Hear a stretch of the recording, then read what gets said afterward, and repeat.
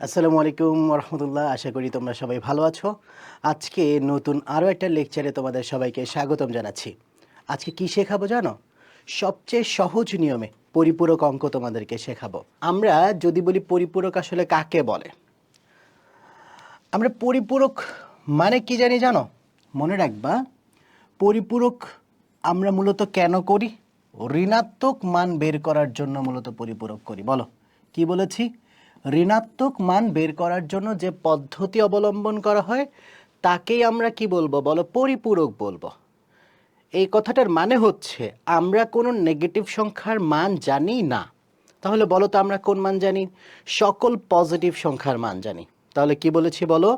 আমরা কোনো নেগেটিভ সংখ্যার মান জানি না, আমরা সকল পজিটিভ সংখ্যার মান জানি।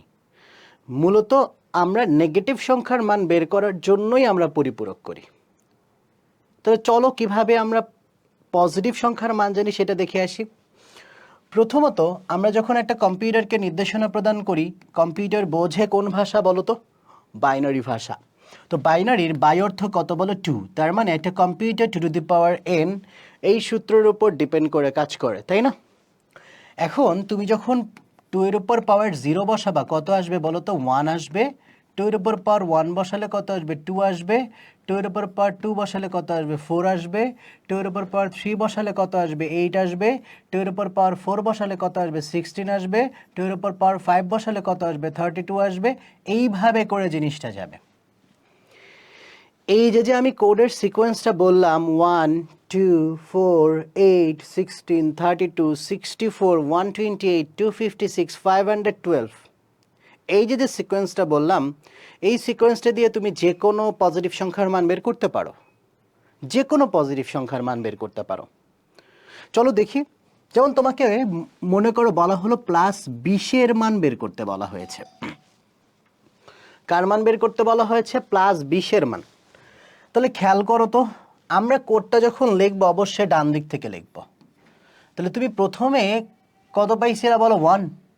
1-এর ডবল আমরা জানি 2, তারপরে আমরা জানি 4, তারপরে আমরা জানি 8। দেখো 8 পর্যন্ত যদি সবগুলো মানে সবগুলোকে যদি তুমি যোগ করো, দেখো 8 আর 4 12, 13 14 15, তোমার কি 20 হচ্ছে বলো? 20 হচ্ছে না। তাহলে 20 বানানোর জন্য আমরা কি করব? নিশ্চয়ই 8-এর পরের কোডটাও দরকার। 8-এর পরের কোড কত বলো? 16। এবার তোমরা আমাকে বলবা কোনটা কোনটা যোগ করলে 20 হবে। দেখো তো, 16 আর 4 যোগ করলে 20 হবে। তাহলে 16 আর 4-এর নিচে আমরা 1 দিব, বাকিগুলোর নিচে আমরা কি দিব বলো? 0 দিব। বাকিগুলোর নিচে আমরা 0 দিয়ে দিব। তার মানে হচ্ছে যেটা যেটা যোগ করলে 20 হবে, ওইটার নিচে তুমি 1 দিবা, বাকিগুলোর নিচে কি দিবা বলো? 0 দিবা। দিলাম আমরা।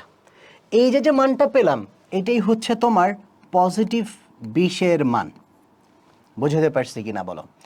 দেখো এই যে মানটা পেলাম, এটাই হচ্ছে তোমার পজিটিভ 20-এর মান। এবং মনে রাখবা, এই পজিটিভ 20-এর মানটাকে আমরা বলি প্রকৃত মান অথবা সাইন ম্যাগনিটিউড। ওকে, প্রকৃত মান বলি। কি মান বলি বলো? প্রকৃত মান।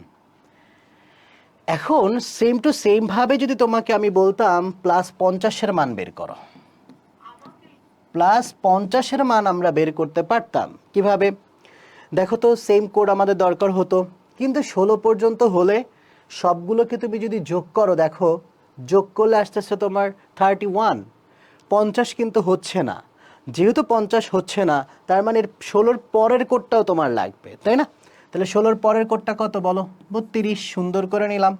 এবার আমাকে বলো কোনটা কোনটা যোগ করলে তোমার 50 হচ্ছে। বলো তো, 32 আর 16 কত? 48। 48 আর 2 কত? 50। বাকিগুলো তুমি কি বসাই দিবা বলো?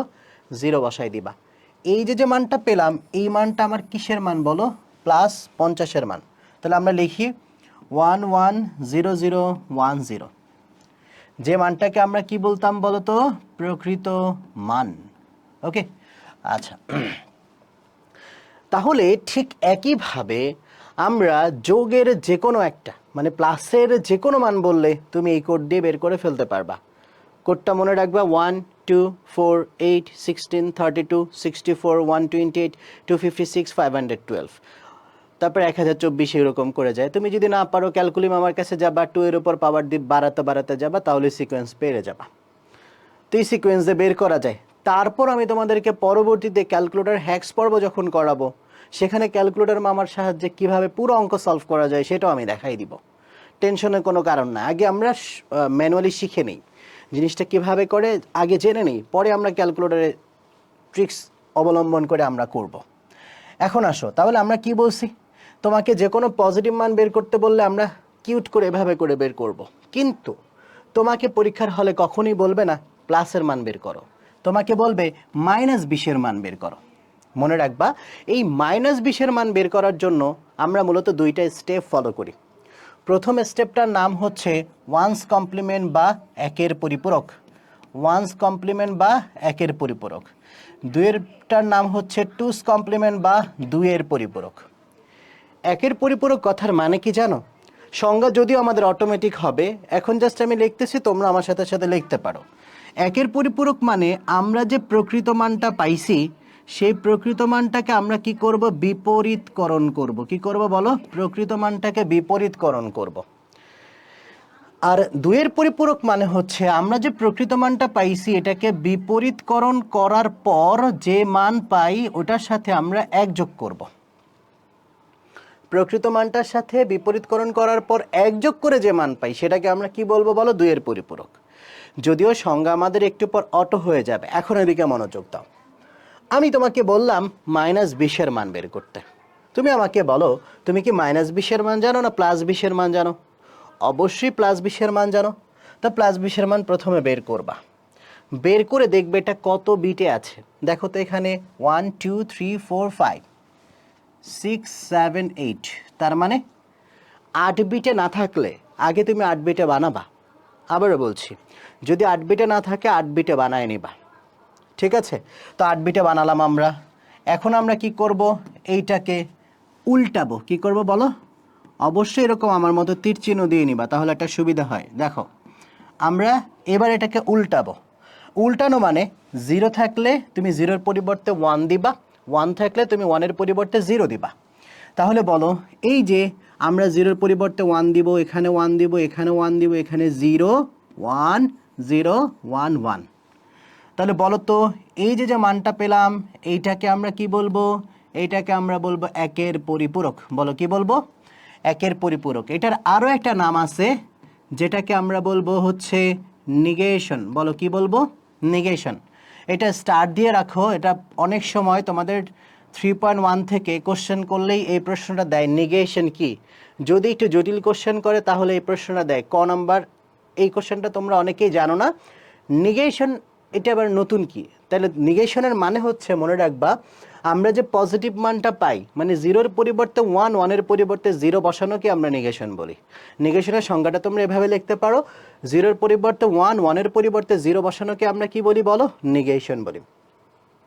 তাহলে এখন দেখো তো, আমি যদি তোমাকে জিজ্ঞেস করতাম একের পরিপূরক কাকে বলে, বলতে পারতা না? প্রকৃত মানকে বিপরীতকরণ করে যা পাই সেটাকে আমরা কি বলি? একের পরিপূরক বলি। ঠিক আছে, আবারও বলো, প্রকৃত মানকে বিপরীতকরণ করে যা পাই সেটাকে আমরা কি বলি? একের পরিপূরক বলি। ঠিক একইভাবে প্রকৃত মানকে বিপরীতকরণ করার পর এক যোগ করে যেটা পাবো সেটাকে আমরা বলবো দুইয়ের পরিপূরক। কি বলবো বলো? দুইয়ের পরিপূরক। এবার আসো, আমরা যখন এক যোগ করে ফেলবো তখন মনে রাখতে হবে যে আমরা এখান থেকে কি করব জানো? নিচের 2 লাইন যোগ করব। অবশ্যই নিচের 2 লাইন যোগ করব। প্রকৃত মানের ওই লাইনটা ধরবো না, শুধু নিচের 2 লাইন যোগ করবা। আমরা বাইনারি যোগের সময় মনে রাখতে বলেছিলাম 2টা একে যোগ করলে হয় 1 0, 3টা একে যোগ করলে হয় 1 1। আবারও বলছি, 2টা একে যোগ করলে হয় 1 0, 3টা একে যোগ করলে হয় কত বলো? 1 1। এবার একটু লক্ষ্য করে দেখো, এখানে কয়টা এক আছে বলো? 2টা এক। তো 2টা এক মানে কত বলো? 2টা এক মানে 1 0।